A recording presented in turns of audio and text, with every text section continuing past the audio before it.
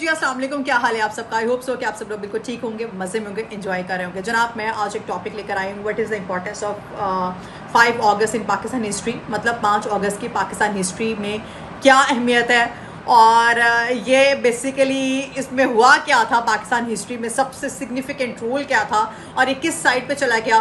Basically 3 चीज़ें हैं जो मैं आज डिस्कस करूँगी।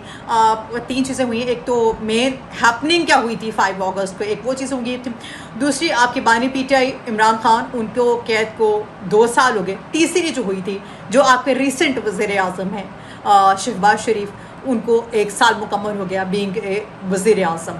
ठीक है, तो सबसे पहले तो हम लोग इम्पोर्टेंस जो है, जिसकी जो मेन चीज़ थी वो तो साइड पे रह गई ना। जो बाकी सारी चीज़ें थी वो उसको सारा रिंग रूम के जो मेन साइड पे चीज़ थी वो तो बिल्कुल साइड पे रह गई।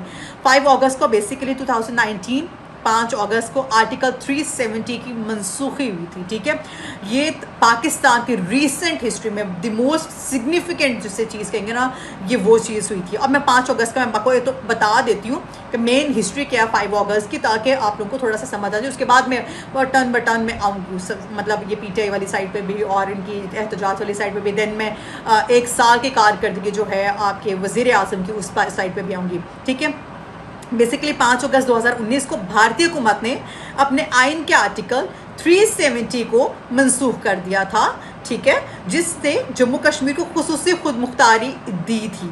अब मैं इसको बता दूं को इसमें ये भी चीज़ बता दूं कि इससे हुआ क्या था कि इसको इस तरह से जोड़ा गया था कि फाकी हुकूमत यूनियन के ज़ेर तमाम इलाके में तब्दील कर दिया था। मतलब इसको मैं थोड़ा सा और प्रिसाइज कर दूँ तो इसमें ये बता दूँ इस इकदाम से मौसर तरीके से हिंदुस्तान के ज़ेर इंतज़ाम कश्मीर का इल्हाक कर दिया था।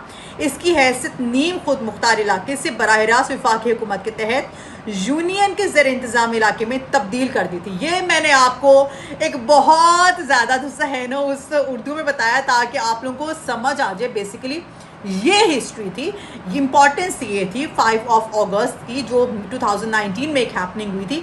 ठीक है, और इसके साथ क्या हुआ था, कश्मीर में ज़बरदस्ती लॉकडाउन हो गया था, सियासी रहनुमाओं की गिरफ्तारियां बहुत ज़्यादा हुई थी, कश्मीर में ज़बरदस्त किस्म का लॉकडाउन हो गया था और पाकिस्तान इस इक़दाम की शदीद मुखालिफत करते हुए इस बैनुल-अक़वामी कानून और अक़वाम मुत्तहिदा सलामती काउंसिल की करारदादों के तहत गैर कानूनी करार दे दिया था। ठीक है, और इसमें ये तो हो गई, मैंने आपको बता दिया है कि भाई जो इसका मेन है ना वो ये। अब आते हैं जी इमरान खान साहब की तरफ। उनकी कैद को जी कल 2 साल मुकम्मल हो गए। ठीक है, और पार्टी कायदा से मायूस को, लेकिन वो मायूस भी रहे, पुरुमीद भी रहे। मायूस इसलिए रहे कि भाई उनके कल बहुत सारे जो रहनुमा थे, जितने बाकी पहले बचे थे, 5 अगस्त से पहले अगर आपने देखा होगा तो पीछे कुछ हफ्तों से गिरफ्तारियां आ रही थी। ठीक है, 108 लोग थे जिनकी पहले गिरफ्तारियां 5 अगस्त से पहले जो अदालत की तरफ से सुनाई जा रही थी लॉ घेराव के बारे में 9 मई को लेके, जो बहुत ज़्यादा 26 नवंबर को लेके भी, लेकिन अभी फिलहाल 9 मई को वो लेके बहुत सेंसिटिव उसको इशू को लेके उन्होंने काफ़ी ज़्यादा गिरफ्तारी 108 लोगों को गिरफ्तारियाँ वगैरह उन्होंने सुनाई थी। 5 अगस्त से पहले उन्होंने ये सारे काम करना शुरू कर दिए थे। ठीक है, सरगोदा में, फैसलाबाद में, लाहौर में, इंसदाद दहशतगर्दी के अदालतों में ये सारे केसेस पाकिस्तान तहरीक इंसाफ को लेके उन्होंने करना शुरू कर दिए थे। ठीक है, उन्होंने कहा था कि 9 मई 2023 के जला घेराव सरकारी इमलाक को आपने हमारी जो सिक्योरिटी और इन सब चीज़ों को आपने बड़े नुकसान पहुँचाया, तो उन्होंने 5 अगस्त से पहले, क्योंकि 5 अगस्त को उन्होंने कॉल भी दे दी थी, ये जो बेहतजाज की कॉल दी थी। और ये बेसिकली जो कॉल दी गई थी ये ट्विटर पे दी गई थी, उनकी जो सोशल मीडिया पाकिस्तान पीपल्स पार्टी कह रही हूँ, I am really sorry to say, PTI की जानिब से। ठीक है, वो सारा उसको रन करे, तो उनकी टीम की तरफ से वहाँ पे एक्स पे ये सारी की सारी कॉल दी गई थी। ठीक है, अलग अलग अदालतों ने जो इनकी जो सी थी वो गिरफ्तारियाँ और जलाओ घेराव ये सारा कुछ करना शुरू कर दिया था। और पुलिस के एहलकारों की तरफ से भी बहुत ज़्यादा इस तरह से हुआ था कि कल जब ये लोग एहतजाज के लिए निकले तो वहाँ पे बहुत जलाओ घेराव किया गया, लोगों को गिरफ्तार किया गया, लोगों को मारा गया, लोगों को उठा के ले गए। ठीक है, और कल भी ऐसा हुआ कि कल भी उन लोगों ने बहुत सारे जितने भी लोग थे उनको डिस्क्वालीफाई कर दिया। उसमें किन किन लोगों को डिस्क्वालीफाई किया ये भी मैं आपको नाम बता देती हूँ अभी, just a minute. Election commission ने उमर अयूब और शिबली फराज समेत तहरीक इंसाफ के 9 अरकान असम्बली और सेनेट को नाअहल करार दे दिया। ठीक है, उन्होंने अंदर से ख़त्म कर दिया, उन्होंने बाहर से भी ख़त्म कर, लोगों को जलाओ के, और जो बाहर से लोग थे 108 लोग थे उनको सजाएं सुना दी, जो बेचारे अंदर बैठे हुए थे उनको भी उठा के उन्होंने मार फेंका ना बाहर, उन्होंने कहा कि निकलो ज़रा यहाँ से। और पाकिस्तान तहरीक इंसाफ जो थे साबिक वज़ीर आज़म इमरान खान की गिरफ्तारी के 2 साल मुकम्मल होने पर एहतजाज कल कर रही थी। तो एहतजाज की जो उन्होंने रोका है वो उन्होंने बेसिकली इस तरह से रोका है कि उन्होंने उठा के लोगों को अंदर फेंकना शुरू कर दिया, मारना शुरू कर दिया, इन अंदर या डराना धमकाना शुरू कर दिया। ठीक है, ये तो थी इस चीज़ को लेके। इस टॉपिक को लेके फिर जो इतने भी एनालिस्ट थे ना वो सारे के सारे बाहर वो कहते हैं कि भाई देखें, अगर इस तरह से कर रहे हैं ना तो इस टाइम जो PTI की जो जंग जो से है ना, बका की जंग, तो वो लड़ रही है। ठीक है, और आइंदा चंद हफ्तों में पता चल जाएगा कि PTI किस हद तक जो है ना वो तहरीक आगे जाके भी एक और तहरीक चला सकती है, और वो चलाएगी आगे जाके। आप इस तरह से किसी को भी नहीं करते वो, अगर आप इतना सब कुछ भी कर रहे हैं ना तो PTI जो से है ना वो इस तहरीक की तरफ रुकेगी नहीं, उनमें और जोश आएगा, वो और बाहर निकलेंगे। अगर आप उनको दोबारा कॉल की एहतजाज की कॉल की बोला गया तो वो दोबारा सड़कों पर निकलेंगे। तो आप इस तरह से करके उनको और एहतजाज वाली साइड पे या इस तरह इस साइड पे लेकर आ रहे हैं। ठीक है, और इन सब चीज़ों के बावजूद भी PTI में कोई पॉपुलैरिटी में मतलब या फिर उसमें कोई कमी नहीं आई है, वो आज भी उसी स्टेज पर बैठी हुई है। ठीक है, और उसके बाद एक और एनालिस्ट है वो आई, उन्होंने कहा 2 साल तक तो अपने रहनुमा इमरान खान के बगैर भी वो अपने वजूद से ना बरकरार रखा हुआ है PTI ने। ठीक है, और इस जमात को अदालती फैसलों के सदमे से बाहर निकलने में वक्त लग सकता है। उनका मजीद ये भी कहना था कि इतनी बड़ी तादाद में अरकान असम्बली को नाअहल करार दिया जाए तो इसका रद्द अमल भी आएगा। आप ये मत समझे कि ठीक है भाई आप नाअहल करार दे रहे हैं और इसका कोई रद्द अमल नहीं आएगा, ऐसा कुछ नहीं होगा। ठीक है, ये तो हो गई जी पाकिस्तान PTI की जितनी भी कल वाले हालात हैं उनको लेके बाद। क्या PTI दोबारा एहतजाज के लिए आएगी? क्या कारकुन तहरीक इंसाफ क्या जो तहरीक इंसाफ के जो कारकुन हैं वो दोबारा कॉल के आएंगे? मुझे जहाँ तक लगता है दोबारा आएंगे, उनको एक दफ़ा दोबारा कहा जाएगा ना वो फिर सड़कों पे निकल आएंगे। क्यों?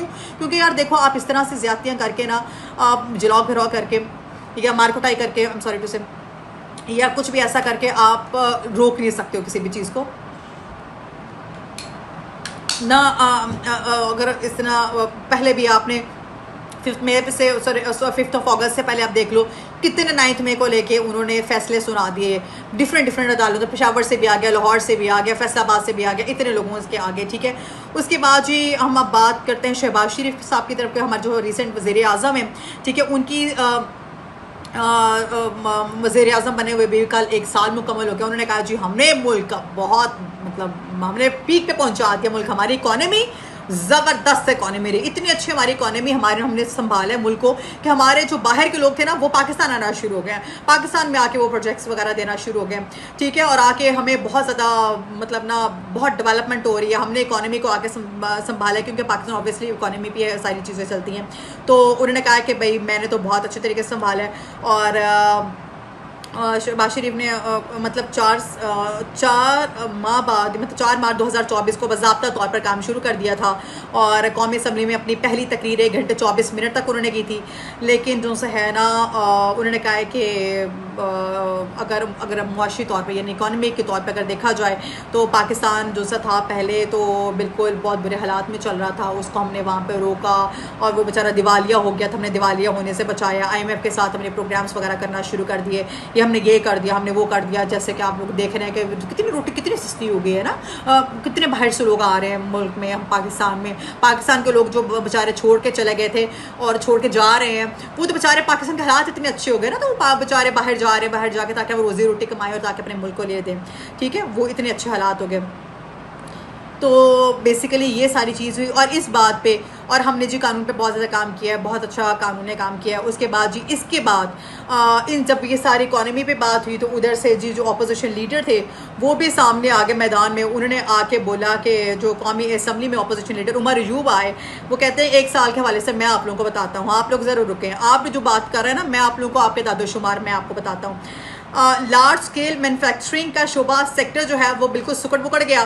पाकिस्तान तहरीक इंसाफ के दौर में बिजली का फीस यूनिट 17 रुपये का था और आज 85 रुपीज़ का है और गैस जो है 400% जो सी है वो महंगी हो चुकी है। ये मुल्क में सरमायाकारी नहीं हो रही है, ये जलालत हो रही है। काइंडली इसको कंट्रोल करें, ठीक है, इतना भी झूठ ना बोलें आप, हम भी इसी मुल्क में रहते हैं, ठीक है, तो दुनिया भी इसी मुल्क में मतलब देख रही है इस मुल्क को, तो अब इतने भी ज़्यादा हवा में मत उड़े। अल्लाह ताला हमारे मुल्क को महफूज रखा। ये थी जी कल की जितनी भी डेवलपमेंट थी 5 अगस्त को लेके, मतलब स्टार्ट उसका क्या था, मेन उसका रीज़न क्या था और उसमें क्या क्या चीज़ें हुई हैं। अपने मुल्क के लिए दुआ करें, अल्लाह ताला हमारे मुल्क को महफूज रखे और प्लीज़ आप इस जो चीज़ें आज हो रही हैं ना, कल वो आपको भी फेस करनी पड़ सकती हैं। तो ट्राई करें कि ऐसी चीज़ें ना हो कि आपको कल सारी चीज़ें फेस करनी पड़े। टिल देन टेक केयर, अल्लाह हाफ़िज़।